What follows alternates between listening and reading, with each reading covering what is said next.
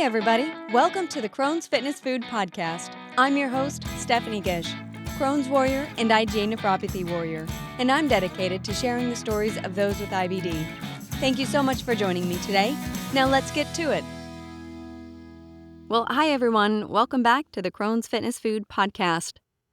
So there's been some big changes in my story, and I thought it was time that I do another solo cast. So, spoiler alert up front, I'm actually back on medication. So I want to share a little bit about my journey and my mindset getting to this place and talk about the flare-up that I've been in for the past couple of months. So first, a little backstory. It's been over 20 years since my colon started bleeding and my inflammatory bowel disease journey began. In 2003, I ignored the symptoms of blood, pain, and bloating for nearly 3 years. When I finally sought help in 2006 after a severe flare, it took another 3 years to reach a diagnosis.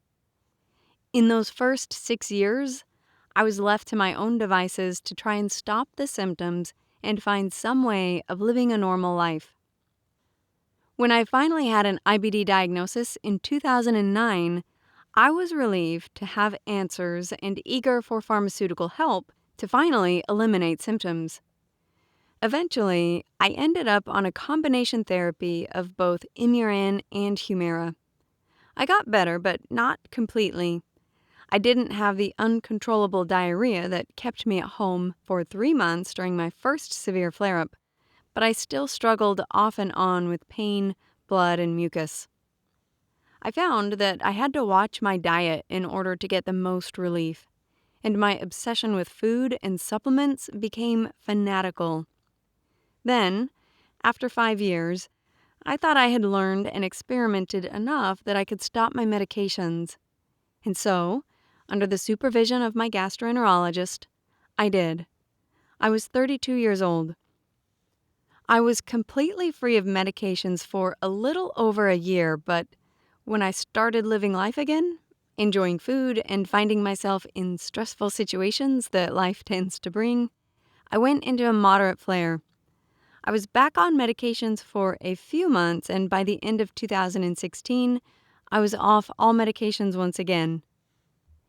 After that, I had multiple minor flare-ups during the next few years involving pain, mucus, and bloating that I was able to work through using CBD, extended fasting, meditation, and extremely restrictive diets. I didn't seek medication or medical help and thought I was doing fine. In early 2022, I was actually feeling really good, and the minor flare-ups seemed to be behind me, but as many of you can guess how this story goes, IBD wasn't done with me. In the summer of 2022, I had my first bout of intestinal bleeding in over 5 years. I tried to seek help, but the flare happened during the middle of our move from Texas to Florida, and I couldn't get set up with my new doctors in Florida without going through a few hoops with the Department of Veterans Affairs, VA. It was, and I'm sure still is, a requirement that I see my new primary care doctor first, and then she would need to put in new referrals for me to be seen in the gastroenterology and nephrology clinics, even though I already had those specialists assigned to me in Texas. By the time I got to see my new doctors, my symptoms had fortunately gone away, and I was back to feeling good. But that only got me dismissed by the VA's gastroenterologist, and another 4-month wait to get assigned to a gastroenterologist in the VA's community care network, thanks to the help of my primary care provider. For the past year and a half, I've been well, but we all know that IBD is a disease of remission and flare-ups. Fast forward to today, not even a full 2 years later, and I'm back in a moderate flare.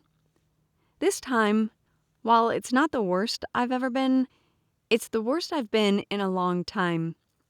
For the past 2 months, I've been passing blood and mucus up to 12 times a day, frequently nauseous, fatigued, so fatigued, with low iron saturation showing on my lab results, experiencing intermittent pain and extreme bloating, My fellow IBD warriors know what I'm talking about here.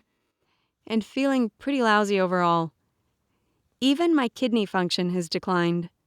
It's still fine and we're still watching it, but I find it interesting to see distinct changes in my lab values while my body battles inflammation from Crohn's. I've still been able to leave the house and do things, but the dread of being anywhere not close to a bathroom is back. I've been avoiding meals with friends, fasting a few hours longer than usual if I'm going to be out running errands, and wondering what foods are causing my pain this time. It's been almost 10 years since I was on Humira, and during that time, I've changed. For starters, I don't want my life to be controlled by my diet. I don't want to go back to being obsessed with food and every single bite I put into my mouth. My health journey is more complicated now. I'm on medication to lower my blood pressure and hopefully stop IgA nephropathy from causing further damage to my kidneys. I'm taking omeprazole to relieve symptoms of silent reflux, which is causing inflammation in my esophagus and stomach. And that little thing we call stress, which is also my biggest IBD trigger, is not going away, no matter how much sauerkraut I eat or meditation and yoga that I do. I still think diet and lifestyle play significant roles in overall health, but I accept and recognize that at this point, I need more than that. In my current state, I'm reluctant to use some of the supplements and methods I tried in the past. Now that I'm on blood pressure medication, I don't feel safe doing periods of extended fasting because my heart rate drops low and I get lightheaded if I go longer than 16 hours fasting. So many products have warnings against taking them if you have kidney disease, and I don't want to accidentally take an herb or supplement that either lowers my blood pressure even more or causes additional damage to my kidneys. I don't have the knowledge or expertise to start combining natural and pharmaceutical treatments. It's not a road I want to travel. Finally, even though daily meditation has numerous benefits, it doesn't eliminate stressful situations from happening in life.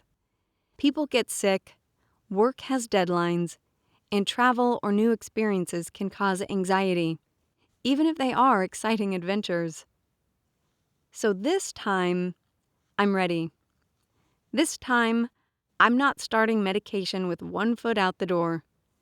I don't want to wonder what damage is being done by inflammation in my body during minor flare-ups that I try to ignore. I don't want moderate and severe flare-ups to prevent me from enjoying life. I want to live my best life, and I'm ready to do that with a biologic medication again. When my symptoms began in early March, we were out of town, so I waited a week to contact my gastroenterologist. When I reached out, he ordered some blood work and a fecal calprotectin test. My C-reactive protein was quite a bit higher than my baseline level, but still considered within the normal range. My calprotectin, however, was definitely high. So with my symptoms worsening and a high calprotectin test, my gastroenterologist recommended it was time I go back on medication for Crohn's, and I agreed with him. I was finally able to receive my loading dose of Hadlima this past Friday, April 26. Hadlima is a biosimilar for Humira that was introduced to the U.S. commercial market on July 1, 2023. My doctor did actually prescribe Humira, but I learned that the VA announced in February that they selected Hadlima, adalimumab, BWWD, a biosimilar, to replace Humira on the VA national formulary. It's my understanding that the change took place just this month. As an aside, over the past week, I've spent a lot of time on Google catching up on the progress that's been made in the last 10 years for IBD medications.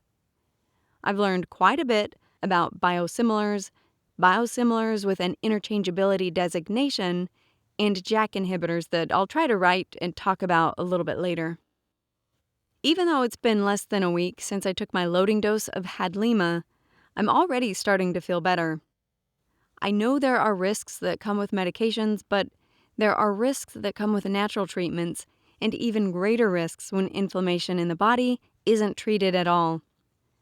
I can't see the damage that may have been done when I ignored minor flare-ups during the years I stopped Humira, but I know I don't want this current moderate flare to take a turn for the worse, and I'd really like to try to prevent them altogether in the future.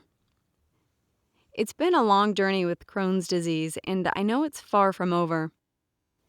As I reflect back on my first 6 years with IBD and being left on my own to manage symptoms, I now wonder if I would have been so determined to come off medications 10 years ago if I would have received the help and diagnosis I needed at the very beginning.